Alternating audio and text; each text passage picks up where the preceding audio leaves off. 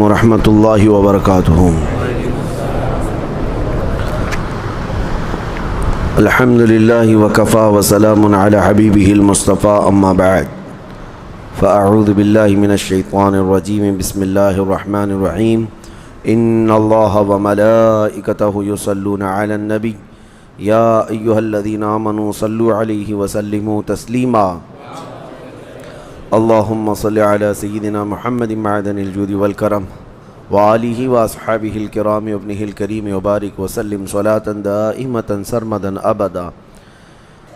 نبی اقدس صلی اللہ تعالی علیہ وسلم کی سیرت طیبہ کے باب میں ہجرت کا دوسرا سال ہے، اور میں یہ آپ کو واضح طور پر بتا دوں کہ یہ جو 10 سال گزرے ہیں مدینہ طیبہ کے، یہ اکثر غزوات میں، جنگوں میں ہی گزرے ہیں۔ اتنی جنگیں ہوئیں، اتنے غزوات ہوئے، لیکن اس کے باوجود بھی بہت سارے اہم کام مدینہ طیبہ میں طے پائے جو قیامت تک کے لیے رقم ہو گئے۔ نبی پاک صلی اللہ تعالیٰ علیہ وسلم ایک چھوٹے سے غزوے میں بھی جاتے تو کم از کم 15 دن باہر مدینے سے رہنا پڑتا۔ تو آپ اندازہ کریں کہ سال میں کبھی 6 غزوات ہیں، کبھی 5، کبھی 6 ایک سال کے اندر۔ اور دوسری ہجری ہی تھی، جیسے کہ کل میں نے بتایا، پہلی ہجری ایک سال ختم ہوا تو دوسری ہجری جب شروع ہوئی تو غزوات شروع ہو گئے، جس میں سے سب سے پہلے سریہ حمزہ، جس کو میں نے کل بتایا تھا، پہلی ہجری نہیں، وہ دوسری ہجری میں ہے۔ حضرت امیر حمزہ رضی اللہ تعالیٰ عنہ کے ساتھ 30 لوگ نکلے تھے، اور یہ سیف البحر ایک جگہ ہے سمندر کے کنارے، ابو جہل 300 لوگوں کے ساتھ مقابلے میں آیا تھا، لیکن وہ لڑائی نہیں ہوئی۔ ایک شخص مجدی نام کا تھا جو دونوں جماعتوں کا حلیف تھا، اس نے جنگ ہونے نہ دیا، تو یہ دونوں فوجیں واپس چلی گئیں۔ اس کے بعد پھر سریہ عبیدہ بن حارث، ایک صحابی ہیں، ان کو 80 مجاہدین کے ساتھ حضور پاک صلی اللہ علیہ وسلم نے روانہ فرمایا تھا، اور جس کے مقابل میں ابو جہل کے بیٹے عکرمہ وہ آئے تھے تقریباً 400 لوگوں کو لے کر۔ یہ جنگ بھی ٹل گئی، لیکن جس میں حضرت سعد ابن ابی وقاص رضی اللہ تعالیٰ عنہ نے تیر چلائے تھے۔ پھر اس کے بعد سریہ سعد ابن ابی وقاص بھی ہے۔ یہ سریہ جو میں کہہ رہا ہوں یہ بھی ایک چھوٹی جنگ ہے۔ پھر غزوہ بوات، جس میں خود نبی پاک صلی اللہ تعالیٰ علیہ وسلم شریک ہوئے۔ پھر غزوہ ابوا ایک جگہ ہے 100 کلومیٹر دور مدینے سے، اس میں بھی نبی پاک صلی اللہ علیہ وسلم گئے۔ پھر غزوہ صفوان ہے۔ یہ 6 جنگیں ہوئی، اس کے بعد جنگ بدر ہوئی۔ یہ سب دوسری ہجری میں ہیں، ہجرت کا دوسرا سال چل رہا تھا، اور رمضان میں ہوئی ہے۔ اس سے پہلے آپ اندازہ کر سکتے ہیں، محرم، صفر، ربیع الاول، ربیع الاخر، جمادی الاول، جمادی الاخر، رجب، شعبان، 8 مہینے گزرے، جس میں رجب کا پورا مہینہ تو جنگیں نہیں ہوتی، 4 مہینے جنگ نہیں ہوتی تھی۔ ایک رجب کا مہینہ، پھر دوسرا شوال، ذی القعدہ، ذی الحجہ، یہ ایام حج، ان کو حرمت والے مہینے کہا جاتا ہے۔ ان 4 مہینوں میں جنگ کرنا بہت برا عیب سمجھا جاتا، اور ہے بھی، قرآن نے بھی اس کو ذکر کیا ہے کہ یہ حرمت والے 4 مہینے ہیں۔ عرب برسوں سے ان 4 مہینوں میں جنگیں نہیں کرتے، اپنی تلواریں رکھ دیا کرتے۔ لیکن ایک جنگ ایسی ہوئی تھی جس کو سریہ عبداللہ بن جحش کہا جاتا ہے۔ ایک صحابی ہیں، حضور صلی اللہ علیہ وسلم نے 12 مہاجرین کو بھیجا تھا ایک جگہ، نخلا ایک جگہ تھی، وہاں سے کفار کی آمد و رفت پر نظر رکھنے کے لیے کہ وہ کدھر جا رہے ہیں، کدھر آ رہے ہیں، ان کی حرکات کیا کیا ہیں۔ یہ نقل و حرکت ان کی کفار کی دیکھنے کے لیے عبداللہ بن جحش صحابی کو حضور نے سپہ سالار بنا کر 12 لوگوں کو بھیجا تھا۔ وہ ایسی جگہ تھی جہاں سے کفار مکہ کا گزر روزانہ چلتا رہتا تھا۔ یہ جنگ بدر سے پہلے کی بات میں کہہ رہا ہوں، اور یہ بھی ایک وجہ ہے جنگ بدر کی۔ یہ جو سریہ عبداللہ بن جحش ہے، جنگ بدر کی ایک وجہ یہ بھی ہے۔ 12 لوگ یہ صحابہ وہاں تھے۔ اب اس میں ایک دن ایسا ہوا کہ مکہ کے دو نامی گرامی لوگ، جس میں عبداللہ حضرمی کا بیٹا عمر اور ایک دوسرا پہلوان کا بیٹا اور ایک مغیرہ کا پوتا، یہ لوگ وہاں سے گزر رہے تھے۔ انہوں نے دیکھ کر کے پہچان لیا کہ یہ مدینے سے آئے ہیں، اور آپس میں انہوں نے کہا کہ یہ ہماری جاسوسی پر ہیں، اگر ان کو ہم نے نہیں مارا تو یہ ہماری خبریں مدینے پہنچائیں گے۔ تو وہ لوگ سامنے آئے۔ اب مسئلہ ان کے ساتھ حضرت عبداللہ بن جہش کے ساتھ یہ تھا کہ وہ ایک پورا قافلہ تھا، عمر الحضرمی کا جو ہے قافلہ تھا پورا، وہ تجارت کا قافلہ لے کر مکہ جا رہا تھا، لیکن اس نے بیچ راستے میں ہی اپنے ساتھیوں سے کہا یہ جو 12 لوگ یہاں بیٹھے ہیں یہ جاسوسی کر رہے ہیں ہمارے، اگر ان کو چھوڑ دیا جائے تو یہ مدینے ہماری خبریں پہنچائیں گے، لہٰذا ان کے ساتھ کچھ کرنا چاہیے۔ حضرت عبداللہ بن جہش کو یہ خبر مل گئی کہ یہ قافلے والوں نے ہم پر نظر ڈال لی، اب کیا کریں؟ مسئلہ یہ تھا کہ رجب کی آخری تاریخ تھی، جنگ حرام ہے، جنگ کرنا اس میں حرام ہے، حرمت والا مہینہ چل رہا ہے۔ تو حضرت عبداللہ بن جہش نے ساتھیوں سے مشورہ کیا، دو میں سے ایک آپشن ہے ہمارے پاس، اگر ہم نے لڑائی نہیں کی تو یہ ہم سب کو گرفتار کر کے مکہ لے جائیں گے، ہم 12 لوگوں کو قیدی بنا کر کے مار ڈالیں گے، یا اگر ہم جنگ کرتے ہیں تو رجب کے مہینے میں جنگ کرنے کا گناہ اٹھانا پڑے گا، دو میں سے ایک ہے۔ پھر اس بات پر اتفاق ہو گیا نہیں، جان بچانا فرض ہے، ہم لڑیں گے اور اپنی جان بچائیں گے اور حرمت والے مہینے کا جو کفارہ ہوگا وہ ادا کریں گے اور بارگاہ مصطفیٰ میں اس مسئلے کو رکھیں گے۔ تو انہوں نے پیغام آنے کا انتظار نہیں کیا اور اس قافلے کے ساتھ لڑ پڑے جو تجارت کا قافلہ آیا تھا۔ تو یہ 12 مجاہدین جو صحابہ تھے اس پورے تجارتی قافلے میں جتنے تھے جو لڑنے کے لیے کھڑے ہو چکے تھے، ایسی لڑائی کی کہ ان سب کو مار ڈالا۔ عمر الحضرمی، مغیرہ کا پوتا، سب کے سب موت کے گھاٹ اتر گئے، اور یہ پہلی جنگ ہے جس میں موت ہوئی، یعنی اس سے پہلے تیر بازی ہوئی، تلواریں ہوئی، لیکن جنگیں نہیں ہوئی تھیں باضابطہ۔ یہ سریہ عبداللہ بن جہش جس میں 3 لوگ مارے گئے تھے، بڑے بڑے جو ہیں وہ کفار کے نامی گرامی لوگوں کے بیٹے تھے، اور اس کے بعد حضرت عبداللہ بن جہش کے ہاتھ میں یہ مال غنیمت بھی آیا اور سب لے کر کے مدینے آ گئے۔ حضور صلی اللہ علیہ وسلم سے معاملہ عرض کیا کہ ایسا ایسا معاملہ ہوا ہے، رجب کی آخری تاریخ تھی، تو اب حضور پاک صلی اللہ تعالیٰ علیہ وسلم نے فرمایا تم نے جو کیا وہ بالکل ٹھیک ہے، اس لیے کہ تمہاری جان کی حفاظت یہاں بہت ضروری تھی، تم رسول اللہ کی اطاعت میں تھے۔ اب یہ رجب کی تاریخ ختم ہو گئی، شعبان آیا، مکہ میں یہ خبر پھیل گئی عمر حضرمی مارا گیا ہے، مغیرہ کا پوتا مارا گیا ہے، فلاں بن فلاں مارا گیا ہے۔ مکہ میں کھلبلی مچ گئی کہ اتنے بڑے بڑے گھر والوں کو مدینے سے چند لوگ آ کر مار گئے، حالانکہ وہ مارنے کے لیے نہیں آئے تھے لیکن وہ اپنی جان بچانا چاہ رہے تھے۔ یہ مکہ کا جو قافلہ تجارت کا تھا یہ خود زبردستی اترے مقام نخلا میں، اور رسول اللہ کے یہ 12 صحابہ کو مارنا چاہتے تھے لیکن خود مر گئے۔ بات یہی تھی۔ اب مکہ والوں میں انتقام کی آگ بھڑک گئی، کہا کہ انہوں نے ہمارے بیٹوں کو مارا ہے، اب ہم بدلہ لیں گے۔ اسی بدلے کی آگ میں وہ 1000 لوگوں کو لے کر کے رمضان میں بدر تک آئے۔ تو سریہ عبداللہ بن جہش جو ہے وہ بھی ایک سبب تھا جنگ بدر کا۔ جنگ بدر میں وہ اپنے بدلہ لینے کے لیے آئے تھے۔ اب جو جنگ بدر ہوئی اس کی تفصیلات میں نے آپ کو بتا دیا ہے، کیسے کیسے ہوئی، اس جنگ میں کیا کیا معاملات ہوئے۔ بہرحال 17 رمضان المبارک 2 ہجری کو جنگ بدر واقع ہوئی۔ اس میں نبی پاک صلی اللہ تعالیٰ علیہ وسلم کا ایک عظیم درس ملتا ہے۔ میں آپ کو بتاؤں، 2 صحابہ جو جنگ بدر میں شریک نہیں تھے، مدینے سے آئے نہیں تھے، ایک حضرت حذیفہ اور ایک دوسرے صحابی ہیں، یہ کہیں دوسری جگہ سے آ رہے تھے بدر میں جانے کے لیے۔ بیچ راستے میں کافروں کی ایک جماعت نے ان کو پکڑ لیا، وہ بھی بڑے بڑے لوگ تھے کفار۔ یہ دونوں صحابہ کو پکڑ لیا اور کہا کہاں جا رہے ہو؟ یقیناً تم محمد صلی اللہ علیہ وسلم اور ان کے ساتھیوں کی مدد کرنے کے لیے بدر میں جا رہے ہو، جنگ میں۔ حضرت حذیفہ اور ان کے جو ساتھی تھے ظاہر سی بات ہے، جا تو وہاں رہے تھے۔ انہوں نے کہا ہم جا تو رہے ہیں۔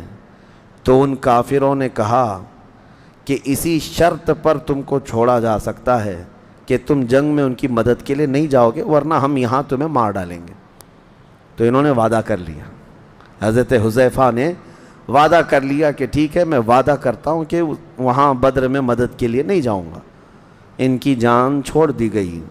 بدر کے میدان میں جب صف آرائی ہو رہی تھی، عین لڑائی کے وقت یہ دونوں صحابہ میدان بدر میں آ گئے، لیکن رسول کریم صلی اللہ تعالیٰ علیہ وسلم سے انہوں نے آ کر عرض کیا، کافروں کی ایک جماعت نے ہمیں گرفتار کیا اور زور زبردستی ہم کو وعدہ لیا کہ تم اگر مدد کے لیے جاؤ گے تو ہم تمہیں مار ڈالیں گے یہیں پر، یا وعدہ کرو کہ اگر ان کے مدد کے لیے نہیں جا رہے ہو تو ہم تمہاری جان چھوڑ دیں گے۔ نبی پاک صلی اللہ تعالیٰ علیہ وسلم نے جیسے یہ سنا، صفوں سے ان دونوں صحابہ کو الگ کر دیا اور فرمایا ہم عہد کے پابند لوگ ہیں، چاہے دنیا میں کسی سے بھی عہد کیا جائے اس کو پورا کرنا محمد عربی کے غلاموں کا کام ہے۔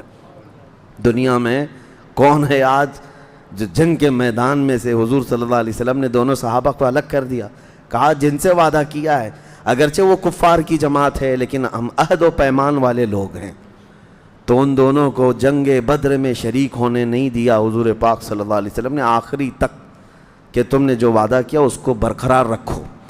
جنگ بدر کے اور بھی بہت سارے اہم پیغامات ہیں۔ جب یہ ختم ہو گئی تو واپس جب بدر کے لوگوں کو لے کر حضور صلی اللہ تعالیٰ علیہ وسلم تشریف لا رہے تھے مدینے کی طرف، 3 دن تک بدر کے میدان میں آپ نے قیام فرمایا، اور وادی صفرا ایک جگہ ہے وہاں پر مال غنیمت سب کو تقسیم کیا۔ اب جو 70 قیدی آئے تھے ان کو فدیہ لے کر کے حضور آزاد کر رہے تھے، کسی سے 4000 درہم فدیہ دیں اور آزاد ہو جائیں۔ اس میں جو لوگ فدیہ دینے کی طاقت نہیں رکھتے تھے ان کے لیے دوسرا آپشن تھا کہ وہ انصار کے 10 بچوں کو لکھنا سکھا دیں یا کوئی ہنر جانتے ہیں تو سکھا دیں اور آزاد ہو جائیں۔ یہ جنگ بدر کے قیدیوں کے ساتھ میرے آقا صلی اللہ علیہ وسلم کا سلوک تھا۔ اور اس کے بعد اس میں ہی حضرت عباس جو حضور کے چاچا ہے، وہ ایمان لائے ہوئے نہیں تھے لیکن کافروں کی طرف سے لڑنے آئے تھے اور قیدیوں میں آ گئے۔ اب جب وہ آئے تو ان کے اوپر بوجھ تھا وہ خود کا بھی فدیہ دیں اور اپنے بھتیجے عقیل بن ابی طالب یعنی حضرت علی کے سگے بھائی، وہ بھی بدر میں سامنے تھے، عقیل بن ابی طالب اور حارث، عمر بن حارث غالباً یہ بھی حضور صلی اللہ علیہ وسلم کے چچا کے بیٹے ہیں، وہ بھی کافروں کی طرف سے تھے۔ تو حضرت عباس اور ان کے 2 بھتیجے دونوں قیدیوں میں ہیں، ان سے کہا گیا اب ان تینوں کا فدیہ آپ کے اوپر ہے، آپ دے دیجئے اور آزاد ہو جائیے۔ انہوں نے کہا میرے پاس اتنا مال نہیں ہے، نہ ہی میرے پاس کوئی چیز رہ گئی ہے۔ حضور صلی اللہ علیہ وسلم نے فرمایا مکہ سے منگوا لیجئے۔ تو انہوں نے کہا وہاں پر بھی میرے پاس اتنا مال نہیں ہے۔ نبی پاک صلی اللہ علیہ وسلم نے فرمایا چچا آنے کے وقت اپنی بیوی ام الفضل کو جو سونے کے سکے دے کر آئے تھے وہ منگوا لو، جو آپ نے محفوظ رکھنے کے لیے کہا تھا۔ حضرت عباس اس وقت کیا کہتے ہیں، قسم اس رب ذوالجلال کی جس نے آپ کو حق کے ساتھ نبی بنا کر بھیجا ہے، یہ راز میرے اور میری بیوی کے علاوہ کوئی نہیں جانتا تھا، اور کوئی غیب کیا تم سے نہاں ہو بھلا، یہ میرے مصطفیٰ کا علم تھا۔ حضرت عباس نے تینوں کا فدیہ ادا کیا اور اس کے بعد پھر مسلمان بھی ہو گئے۔ اسی میں یہ جنگ کی جو اگر عجائبات بتاؤں تو بہت طویل ہے، کہ یہ جنگ دنیا کی ایسی جنگ ہے جس میں آمنے سامنے لوگوں کا بڑا امتحان تھا۔ ادھر ماموں ہے سامنے بھانجا ہے، ادھر چاچا ہے سامنے بھتیجا ہے، ادھر بھائی ادھر بھائی، ادھر باپ ادھر بیٹا، پورے کے پورے رشتے ہیں۔ حضرت ابو بکر ادھر ہیں، بیٹا ادھر ہے، حضرت عمر ادھر ہیں، ماموں ادھر ہے۔ حضرت عمر رضی اللہ تعالیٰ عنہ کا سگا ماموں ہے ابو جہل، 1-2 نہیں، خود رسول کریم صلی اللہ علیہ وسلم کے داماد ابو العاص حضرت زینب کے شوہر جنگ بدر کے کافروں میں ہے۔ حضور صلی اللہ علیہ وسلم کی بڑی بیٹی حضرت زینب جن کے نکاح میں تھے ابو العاص، وہ ایمان لائے نہیں تھے، کیونکہ ان کا نکاح ہجرت سے پہلے ہی مکہ میں ہو گیا، اور حضرت زینب تو اسی وقت ایمان لائی تھیں جب حضور نے اعلان فرمایا۔ ابو العاص نے کیا کیا؟ ایمان بھی نہیں لایا اور اپنی بیوی کو چھوڑا بھی نہیں، حالانکہ حضور کی 2 بیٹیاں حضرت رقیہ اور حضرت ام کلثوم، یہ دونوں جو ہیں پہلے حضرت عثمان کے نکاح میں نہیں تھی، عتبہ اور شیبہ کے نکاح میں تھیں، اور ان دونوں نے حضور کے اعلان نبوت کے بعد دونوں کو اپنی بیویوں کو طلاق دے دیا، حضور کی بیٹیوں کو، اور جب وہ طلاق ہو کر گھر میں آئیں تو حضرت عثمان غنی نے حضرت رقیہ سے نکاح کیا تھا، اور پھر ان کے انتقال کے بعد حضرت ام کلثوم سے نکاح کیا۔ تو کفار میں اس وقت ابو العاص بھی آئے۔ اب ہوا یہ کہ قیدیوں میں گرفتار ہو کر کیا ہے، داماد ہے نبی پاک صلی اللہ علیہ وسلم کا، لیکن انصاف سب کے ساتھ برابر کا ہے۔ اب ان کے فدیہ دینے کا وقت آیا تو ان کے پاس کوئی چیز نہیں تھی، انہوں نے پیغام بھیجا حضرت زینب کو کہ کچھ مال دے کر کے بھیجے، میں پکڑا گیا ہوں۔ تو حضرت زینب کے پاس ان کی ماں کا دیا ہوا ایک قیمتی ہار تھا، حضرت خدیجہ کا شادی میں دیا ہوا ہار تھا، اور وہ بڑا قیمتی ہار تھا۔ انہوں نے وہ ہار بھجوایا اپنے شوہر کے آزادی کے لیے۔ جب ابو العاص وہ ہار لے کر کے آئے، نبی پاک صلی اللہ علیہ وسلم دیکھتے ہی حضور کی آنکھوں میں آنسو آ گئے کہ یہ میری شریک حیات خدیجۃ الکبریٰ کا یہ ہار ہے جو اپنی بیٹی کو دیا تھا۔ اور اس کے بعد صحابہ کرام کو بلاتے ہیں اور پوچھتے ہیں کیا تمہارا مشورہ ہے اس بارے میں کہ یہ میری عزیز ترین زوجہ خدیجہ کا ہار ہے جو اس نے اپنی بیٹی کو نکاح میں دیا تھا، اگر تم چاہو تو میں اپنی بیٹی کو یہ ہار واپس کروں، یہ نہیں کہ میں جو چاہوں کر لوں۔ یہاں پر صحابہ اکرام سے مشورہ لینا، حضور اس کے محتاج نہیں تھے، لیکن انصاف کا ترازو قائم کرنا تھا۔ سارے صحابہ نے کہا یا رسول اللہ صلی اللہ علیہ وسلم، ہماری ساری خواہشیں آپ کی خواہش پر قربان ہیں، آپ کی رضا پر قربان ہیں۔ حضور نے ابو العاص کو وہ ہار واپس کیا اور آزاد بھی کیا، وہ گئے مکہ واپس۔ اور اس کے بعد ہوا یہ کہ ابھی بھی ایمان لائے نہیں تھے، لیکن ایک بار مکہ سے تجارت کے لیے کہیں ملک شام گئے اور واپسی میں آ رہے تھے، پھر ایک جگہ مڈ بھیڑ ہو گئی صحابہ کے ساتھ، کیونکہ وہ ایسا قافلہ تھا جو دشمن قافلہ تھا اور صحابہ سے لڑ رہا تھا مدینے کے باہر، اس میں پھر ابو العاص سامنے ہے۔ ہوا یہ کہ دوبارہ وہ ہار گئے، وہ قافلہ بھی جو ہے صحابہ کے ہاتھ میں آ گیا، پھر گرفتار کر کے مدینے لے کر آئے، داماد دوسری بار گرفتار ہو کر مدینے آئے۔ اب جب یہاں تھے نبی پاک صلی اللہ تعالیٰ علیہ وسلم نے پھر دیکھا، مجبور ہو کر کے آئے، اور اس کے بعد عہد و پیمان ہوا، ایگریمنٹ ہوا ان کے اور ان کے درمیان۔ نبی پاک صلی اللہ تعالیٰ علیہ وسلم نے صحابہ سے کہا تم اگر چاہو تو ان کو قافلے سمیت واپس کر دو مکہ۔ حضور کی نگاہیں بہتر جانتی تھیں، صحابہ نے وہ پورا قافلہ ابو العاص کے حوالے کر دیا۔ وہ صحیح سلامت مکہ آ کر کے جس کا نفع تھا، جس کا تجارت میں نفع تھا، سب کا حصہ دے دیا، اور اس کے بعد خانہ کعبہ کے پاس آ کر کے بلند اعلان سے کہا کہ لوگوں گواہ ہو جاؤ میں اسلام قبول کرتا ہوں، اس لیے کہ میں نے محمد عربی صلی اللہ علیہ وسلم سے زیادہ اس روئے زمین پر انصاف کرنے والا کسی کو نہیں دیکھا، اور میں اسلام بہت پہلے ہی لاتا، لیکن لوگ مجھے یہ طعنہ نہ دے دیں کہ مکہ سے مال لے کر چلا گیا مدینے اور مال نفع کمایا اور ہم سب کا مال دینا پڑے گا، اس لیے اس نے اسلام قبول کر لیا۔ لوگ میرے اسلام پر یہ طعنہ نہ ماریں کہ میں نے نفع کے لیے ان کے مال لوٹنے کے لیے اسلام قبول کیا، اس لیے صحیح سلامت قافلہ واپس لایا اور سب کا سامان دیا، اب میں اسلام قبول کرتا ہوں۔ اس کے بعد پھر اپنی زوجہ حضرت سیدہ زینب رضی اللہ تعالیٰ عنہ کو لے کر خود مدینہ طیبہ ہجرت کر کے آ گئے۔ یہ دوسری ہجری کا ہے۔ اب جو بدر کے انجام تھے اس میں ابو جہل مارا گیا، بڑے بڑے کافر مارے گئے۔ اب جب نبی پاک صلی اللہ علیہ وسلم واپس تشریف لا رہے تھے، مکہ کی حالت ایسی تھی کہ کسی کو رونے کی اجازت نہیں تھی، کہ بدر میں جو لوگ مرے ہیں ان کے غم میں کسی کو رونے کی اجازت نہیں تھی، اس کو برا سمجھتے تھے لوگ کہ ہار گئے اور اس کے بعد پھر اپنے بیٹوں کے اور اپنے بھائیوں کے موت پر رو رہے ہیں، کسی کو رونے کی اجازت نہیں تھی، ایسے حالات تھے۔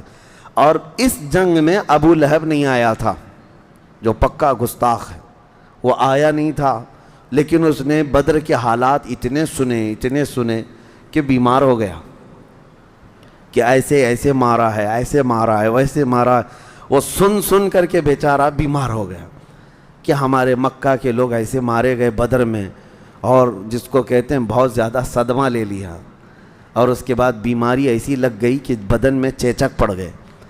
اور چیچک کی بیماری کو عرب لوگ بہت منحوس بیماری سمجھتے تھے، اور اسی بیماری میں ابو لہب کی موت ہو گئی۔ اور موت ہونے کے بعد وہاں پر اپشگن سمجھا جاتا تھا، چیچک میں مرا ہوا آدمی جو ہے اس کو یہ سمجھا جاتا تھا کہ اس کے ذریعے سے اب سب کو بیماری پھیلے گی۔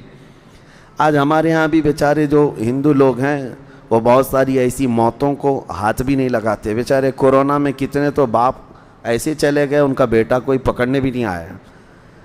اسلام میں یہ نہیں ہے میرے عزیزو، چاہے وہ کسی بھی طرح کی موت میں مرے۔ الحمدللہ میں نے دیکھا ہے، میرے ایک ساتھی ہیں، میرے سے جونیئر ہیں اگرچہ، وہ انگلینڈ میں رہتے ہیں، لیکن تقریباً 200 سے زیادہ باڈی ایسی جو کرونا میں ختم ہو چکے تھے، ان کو اپنے ہاتھوں سے نہلایا بھی ہے، کفنایا بھی ہے اور دفنایا بھی ہے۔ حافظ قرآن ہیں، یہ اور بات ہے کہ لندن میں رہتے ہیں جو بھی ہیں، لیکن اسلام ساتھ میں ہے، جس کی وجہ سے اسلام نے یہ ہمیں درس دیا ہے کہ اپنی میتوں کا احترام کرو۔ اپنی میت، کیا ہمارے ہاں ایکسیڈنٹ ہو کر کے پھٹ جاتے ہیں ان کو نہیں غسل دیا جاتا؟ کیا ہمارے ہاں کئی جل کر کے انتقال کر جاتے ہیں ان کو بھی غسل دیا جاتا ہے؟ طریقے ہیں، لیکن چھوت چھات اسلام میں نہیں ہے۔ ابو لہب تو مر گیا، لیکن 3 دن تک اس کے بیٹوں نے ہاتھ نہیں لگایا، اور اس کے بعد ہوا یہ کہ کیا کریں، لوگوں کی باتیں سننے کے ڈر سے اس کے بیٹوں نے لاش کو کپڑے میں باندھ کر کے اٹھایا اور ایک گڑھے میں لے جا کر ڈال دیا، اور ایسے ڈالا کہ مٹی ڈھانکنے کی بھی ان کے پاس فرصت نہیں تھی۔ روایت ہے کہ جب سب لوگوں کو پتہ چلا کہ کھلے گڑھے میں ابو لہب کی لاش ہے، تو لوگ سب جگہ سے آئے کہ اس کی نحوست پورے مکہ میں نہ آئے، بڑے بڑے پتھر سب ہاتھوں میں لائے اور اتنے پتھر اس پہ ڈالے کہ وہ قبر بھر گئی۔ یہ انجام ہے اس گستاخ کا جس نے سب سے پہلے میرے آقا کو گالی دی تھی، تباً لک یا محمد، اے محمد تمہارے ہاتھ ٹوٹ جائیں، تمہارا ہاتھ برباد ہو، نعوذ باللہ۔ اس کی مذمت میں اللہ نے قرآن کی پورے سورہ اتاری، تبت یدا ابی لہب و تب، ابو لہب کے دونوں ہاتھ برباد ہو جائیں۔ اللہ کریم نے اس گستاخ رسول کا جواب دیا، اور آج تک ہم تلاوت کرتے ہیں۔ یہ بھی 2 ہجری میں مرا ابو لہب مکہ میں۔ اس کے بعد جو بدر کے بعد کے جو حالات ہیں، نبی پاک صلی اللہ علیہ وسلم مدینے جب تشریف لائے، کل میں نے سہون یہ کہا تھا حضرت فاطمہ الزہرا رضی اللہ تعالیٰ عنہا کی شادی حالانکہ وہ بدر کے بعد ہوئی اور 2 ہجری میں ہوئی، اور حضرت مولا کائنات علی مرتضیٰ رضی اللہ تعالیٰ عنہ کے ساتھ جو نکاح ہوا مسجد نبوی میں، نہایت سادگی کے ساتھ نکاح ہوا۔ ایک صحابی ہیں، انہوں نے اپنا مکان تحفے میں دیا کہ رسول اللہ کی لخت جگر اور ان کے داماد یہ رہیں۔ وہ مکان کہاں دیا گیا تھا؟ حضور صلی اللہ علیہ وسلم کا جو حجرہ حضرت عائشہ کا تھا، اس حجرے سے بالکل متصل لگا ہوا حضرت فاطمہ اور حضرت علی کا حجرہ تھا، یہ وہاں بنا۔ اور آج میں بتاؤں الحمدللہ حضور پاک صلی اللہ علیہ وسلم جن جالیوں میں آرام فرما ہیں، وہ پوری جالیاں ان میں حضرت عائشہ صدیقہ کا مکان ہے اور سیدہ فاطمہ الزہرا کا مکان ہے۔ یہ دونوں مکان اس جالی کے اندر آ چکے ہیں آج جہاں روضہ رسول ہے۔ حضرت فاطمہ الزہرا کو مختصر جہیز دیا گیا تھا، آپ نے سنا ہوگا، کھجور کے چھال کا ایک گدا تھا، ایک پنچکی تھی، ایک مشکیزہ تھا، اور کچھ سامان جو تھے۔ لوگوں میں یہ ایک چیز مشہور ہے کہ حضرت فاطمہ کا جہیز یہ تھا، لیکن ایک نقطہ میں یہ بتاؤں، جہیز کو اسی سے لوگ کمپیئر کر کے یہ کہتے ہیں اتنا جہیز تو رسول اللہ نے اپنی بیٹی کو دیا تھا۔ آپ کو یہ بات نہیں معلوم، یہ جہیز جو حضور نے دیا تھا وہ حضرت علی سے کہا تھا کہ یہ پیسے لاؤ اور یہ سامان خریدو، شوہر کے پیسوں سے ہی جہیز خریدوایا گیا تھا۔ ہاں یہ اور بات ہے کہ نبی پاک صلی اللہ علیہ وسلم دونوں کے سرپرست تھے، حضرت علی رضی اللہ تعالیٰ عنہ کے بھی، حضرت فاطمہ الزہرا کے بھی، تو آپ نے نکاح فرمایا اور دونوں کے لیے یہ دوسری ہجری کے واقعات ہیں، اور جو اہم واقعات ہیں اس میں یہ ہے کہ اسی دوسری ہجری میں رمضان کے روزے فرض ہوئے، دوسری ہجری میں ہی زکوٰۃ فرض ہوئی، دوسری ہجری میں ہی نبی پاک صلی اللہ تعالیٰ علیہ وسلم نے بہت سارے احکامات جو اسلام کے ہیں وہ فرض قرار دیے۔ نماز تو پہلے فرض تھی، لیکن رمضان کے روزے اور زکوٰۃ یہی دوسری ہجری میں فرض کیے گئے۔ یہ دوسری ہجری کے اہم واقعات تھے۔ انشاءاللہ اس کے بعد آگے کی تفصیل عرض کریں گے۔ اللہ کریم جب تک زندہ رکھے، رسول اللہ کے جلووں میں زندہ رکھے، اور جب موت آئے تو میرے آقا کے قدموں میں موت عطا فرمائے۔ وآخر دعوانا ان الحمد للہ رب العالمین۔